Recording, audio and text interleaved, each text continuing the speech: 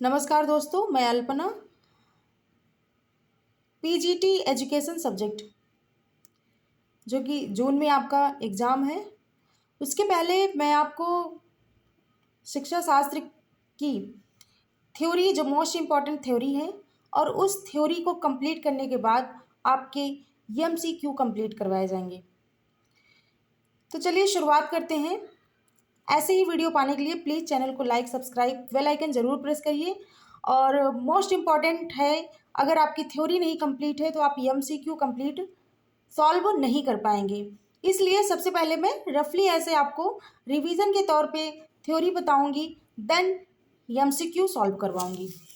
चलिए शुरुआत करते हैं। पहले आदर्शवाद को समझने से पहले समझते हैं हम दर्शन तथा फिलॉसफी में अंतर। फिलॉसफी का अर्थ है ज्ञान के प्रति भावात्मक प्रेम, जबकि दर्शन में कर्म तथा ज्ञान दोनों पर बल दिया जाता है। तो पॉइंट 2 कि दर्शन चिंतन का विषय ना होकर अनुभूति का विषय है। आदर्शवाद है, आदर्शवाद वह विचारधारा है जिसमें यह तथ्य स्वीकार किया जाता है कि अंतिम सत्ता मानसिक या आध्यात्मिक है और इसके अनुसार जीवन के लक्ष्य, आदर्शों, शाश्वत मूल्यों एवं सत्य की प्राप्ति करना है। ब्रोवेकर के अनुसार आदर्शवादी यह मानते हैं कि मन या मस्तिष्क की संपूर्ण जगत को समझने का आधार बिंदु है। आदर्शवादी यह मानते हैं कि मन या मस्तिष्क ही संपूर्ण जगत को समझने का आधार बिंदु है। कौन मानता है? ब्रोवेकर। ये आपका इंपॉर्टेंट है। अरस्तु का विचार है कि शिक्षा का मूल उद्देश्य व्यक्ति को नैतिक एवं बौद्धिक सद्गुणों को आधार बनाना है। व्यक्ति को ऐसे श्रेष्ठतम मूल्यों से अलंकृत करना है जो मानवता के लिए आवश्यक है। यह धारणा ही आदर्शवाद का प्रतिरूप है। प्लेटो कहते हैं कि विचार तथा सार्वभौमिक महत्व वाले होते हैं। विचार अंतिम तथा सार्वभौमिक महत्व वाले होते हैं। यही वह परमाणु हैं जिनसे विश्व को ज्ञान प्राप्त होता है। ये वह आदर्श अथवा प्रतिमान हैं जिनके द्वारा उचित की परीक्षा की जाती है। ये विचार अंतिम तथा अपरिवर्तनीय हैं। एच एन हार्न के अनुसार के शब्दों में कि आदर्शवाद वह सिद्धांत है जिसके अनुसार देश और काल में सृष्टि का क्रम नित्य तथा आध्यात्मिक सत्य के प्रकटीकरण के कारण चलता है। जे.एस. रास का कहना है कि आदर्शवाद के अनेक विविध रूप हैं, परंतु सबका आधारभूत तत्व यह है कि संसार की उत्पत्ति का कारण मन तथा आत्मा है तथा वास्तविक स्वरूप मानसिक रूप है। इनका मानना है कि जो संसार की उत्पत्ति हुई है उसका कारण मन तथा आत्मा है। ऐसे पूछा जा सकता है आपको क्वेश्चन कि किस के अनुसार संसार की उत्पत्ति का कारण मन तथा आत्मा है। इसमें से ही क्वेश्चन आपके बनेंगे। तो जे.एस. रॉस के अनुसार, या फिर इनको रॉस भी कहते हैं, रॉस के अनुसार। ओके। पांचवा है आपका कि हेराल्ड बी या एच बी टायरस के अनुसार आदर्शवाद के अनुसार वास्तविकता विचारों, मन तथा आत्मा में निहित है, न कि भौतिक संसार की सत्ता में। ब्रोवेकर के अनुसार आदर्शवादियों का मानना है कि संसार को समझने के लिए मन की भूमिका मुख्य होती है। उनके लिए इससे अधिक कोई बात नहीं है कि मन संसार को समझने के प्रयास में मानसिक क्रिया के अतिरिक्त और कोई वास्तविकता नहीं है। डी.एम. दत्ता के विचारों में क्या है कि आदर्शवाद का विश्वास है कि अंतिम सत्य अध्यात्मवाद है। इंपॉर्टेंट है। जी.टी.डब्ल्यू. पैट्रिक के अनुसार, या फिर पूछा जाता है पैट्रिक के अनुसार, जिस प्रकार भौतिकवाद संसार का आधार पदार्थ में देखता है, उसी प्रकार आदर्शवाद संसार का आधार मन में देखता है। जिस प्रकार भौतिकवाद संसार का आधार जो है पदार्थ में देखता है, उसी प्रकार आदर्शवाद संसार का आधार मन में देखता है। मतलब भौतिकवाद पदार्थ में देखता है और संसारवाद मन में देखता है। ये भी आपको इम्पॉर्टेंट है। प्रश्नोत्तर विधि को सुकरात विधि भी कहा जाता है, पूछा जाता है ये क्वेश्चन। उनके अनुसार यदि किसी व्यक्ति ने जानबूझकर कोई अशुभ कार्य किया है तो वह उस व्यक्ति से श्रेष्ठतर है जिसने वही कार्य अनजाने में किया है। उनके अनुसार यानी कि सुकरात के अनुसार आनंद शुभ कर्मों से प्राप्त हो सकता है। सुकरात कहते थे कि ज्ञान ही सद्गुण है। ये सब इंपॉर्टेंट है, आपके नोट्स बनाते चलिए, आपके लिए बेहद हेल्पफुल होगा, बहुत ही ज़्यादा। आपको एग्जाम में ये कहीं ना कहीं से किसी न किसी रूप में आपको देखने को मिलेगा। प्रकृतिवाद, आदर्शवाद के बाद आता है प्रकृतिवाद। प्रकृतिवादी यह मानते हैं कि सभ्यता तथा सामाजिक विकास के कारण मनुष्य प्रकृति से दूर होने के कारण वह दुखी और पीड़ित है, इसलिए उसे प्रकृति के संपर्क में जाना चाहिए। प्रकृतिवादी इंद्रिय ज्ञान को मुख्य मानते हैं। ये इंपॉर्टेंट है, पूछा जाता है कि ज्ञान को मुख्य कौन मानता है, इंद्रिय ज्ञान को मुख्य कौन मानता है? प्रकृतिवादी। प्रकृतिवादी जो है इंद्रिय ज्ञान को मुख्य मानते हैं। प्रकृतिवादी भौतिक संसार को ही सत्य मानते हैं। जहां मैं टिक करती जा रही हूँ इसको तो बेशक आप नोट्स में लिखते चलिए कि प्रकृतिवाद से पूछा जाता है कि प्रकृतिवादी भौतिक संसार को ही किसको सत्य मानते हैं। तो आपको भौतिक दिया रहेगा, आध्यात्मिक दिया रहेगा और आदर्शवाद दिया रहेगा, ठीक है, प्रयोजनवाद दिया रहेगा, लेकिन किसको सत्य मानते हैं? भौतिक संसार को ही सत्य मानते हैं। कौन मानता है भौतिक संसार को सत्य? प्रकृतिवादी। प्रकृतिवादी प्रकृति को ही सब कुछ मानते हैं। उनके मतानुसार संसार के तत्व प्रकृति के नियमों के अधीन हैं। ईश्वर की सत्ता में उनका कोई विश्वास नहीं है। ये भी मोस्ट इंपॉर्टेंट है कि कौन सा ऐसा वाद है जो ईश्वर की सत्ता में विश्वास नहीं करता है, तो आपका है प्रकृतिवाद। उसके बाद है कि प्रकृतिवादी मानव प्रकृति पर अधिक बल देते हैं। ठीक, प्रकृतिवादी आध्यात्मिक मूल्यों में विश्वास नहीं करते हैं। मोस्ट इंपॉर्टेंट है कि प्रकृतिवादी आध्यात्मिक मूल्यों में विश्वास नहीं करते हैं। ये इसको नोट्स कर लीजिए, नोट्स बना लीजिए, इसको नोट कर लीजिए। नेक्स्ट है कि प्रकृतिवादी शिक्षा को बाल केंद्रित मानते हैं जबकि प्रयोजनवादी उसे अनुभव केंद्रित मानते हैं। ये भी आपका मोस्ट इंपॉर्टेंट है कि प्रकृतिवादी शिक्षा को क्या मानते हैं, शिक्षक केंद्रित मानते हैं कि बाल केंद्रित मानते हैं? तो बाल केंद्रित मानते हैं।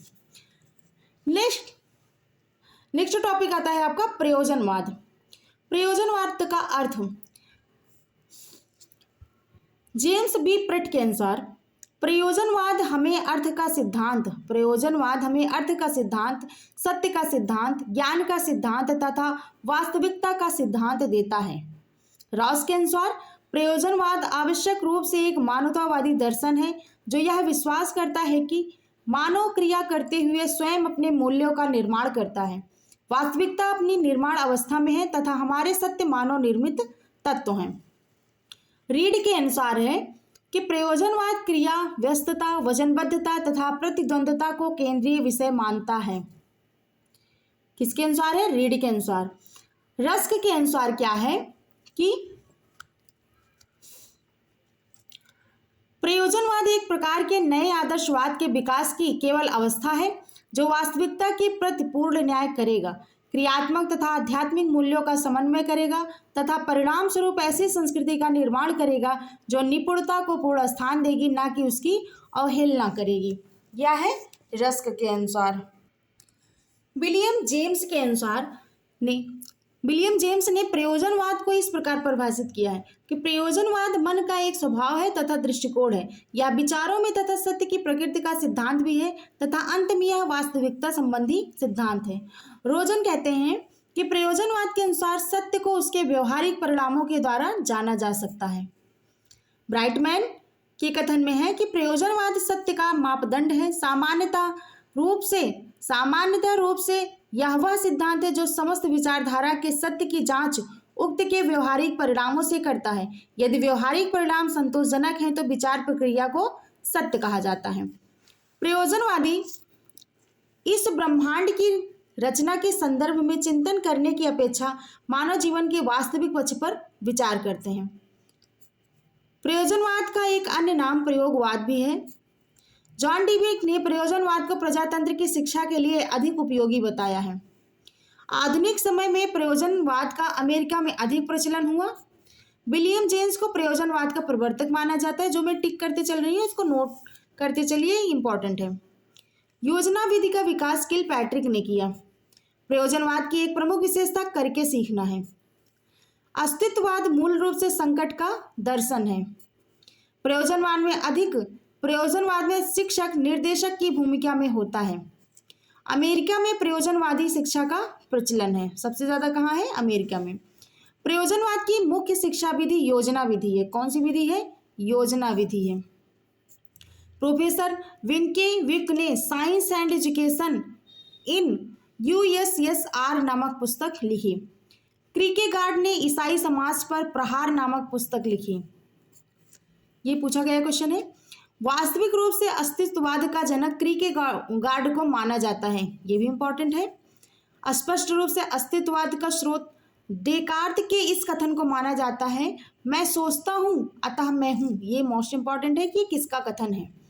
ठीक है, तो डेकार्ट या डेकार्त ऐसे हो सकता है, आपको डेकार्ट भी लिखा मिले तो वो भी सही है। कार्ल मार्क्स द्वंद्वात्मक भौतिकवादी दर्शन के प्रणेता थे। मार्क्सवाद के अनुसार ईश्वर का अस्तित्व नहीं है। पूछा जाता है कि किसके अनुसार ईश्वर का अस्तित्व नहीं है, तो मार्क्सवाद के अनुसार। मार्क्सवाद दर्शन की वह विचारधारा है जो इस ब्रह्मांड को पदार्थजन्य मानती है। कार्ल मार्क्स के अनुसार संसार की आदि सत्ता आध्यात्मिक न होकर भौतिक है। दास कैपिटल को साम्यवादियों की बाइबिल माना जाता है। दास कैपिटल का दूसरा और तीसरा खंड मार्क्स की मृत्यु के उपरांत प्रकाशित हुए। कार्ल मार्क्स के अनुसार अतिरिक्त मूल्य एक मजदूर द्वारा प्रस्तुत मजदूरी के मूल्य एवं उसके द्वारा वस्तुतः प्राप्त मजदूरी के मूल्य का अंतर है। उसके बाद है कि अज्ञान का अर्थ है जब पुरुष वृद्धि के कार्य को अपना कार्य बना लेता है और प्रकृति सत्य रज और तम गुणों की अनुभूति करने लगती है। सांख्य दर्शन के अनुसार दुख का कारण अज्ञान है। उसके बाद है भोग तथा मुक्ति के संबंध में सांख्य की विचारधारा वैदिक विचारधारा से भिन्न है। सृष्टि की रचना के संबंध में सांख्य ने सत्कार्यवाद सिद्धांत का प्रतिपादन किया। श्रीमद् भगवत गीता में सांख्य शब्द का प्रयोग ज्ञान के लिए किया गया है। आदि शंकराचार्य का जन्म 8वीं सदी में केरल के कलाड़ी में हुआ था। अद्वैत दर्शन के प्रणेता आदि शंकराचार्य थे। नारायण ने ब्रह्मसूत्र में जिस वेदांत दर्शन का प्रतिपादन किया वही अद्वैत दर्शन का मूल ग्रंथ है। वेदांत दर्शन को उत्तर मीमांसा दर्शन भी कहा जाता है। मोस्ट इंपॉर्टेंट, वैदिक धर्म को पुनः प्रतिष्ठित करने का श्रेय इन्हें ही है। ये भी मोस्ट इंपॉर्टेंट है कि वैदिक दर्शन को पुनः प्रतिष्ठित करने का श्रेय किसे दिया जाता है, तो किसे? उत्तर मीमांसा वेदांत दर्शन को दिया जाता है।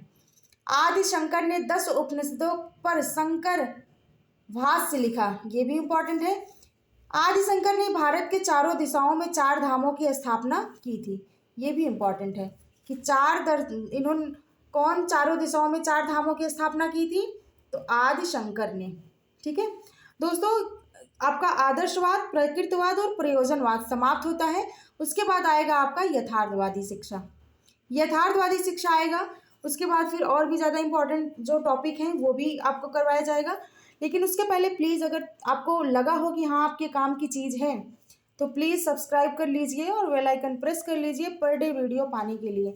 लाइक कमेंट ज़रूर करिएगा। बहुत बहुत धन्यवाद वीडियो देखने के लिए। जय श्री राधे।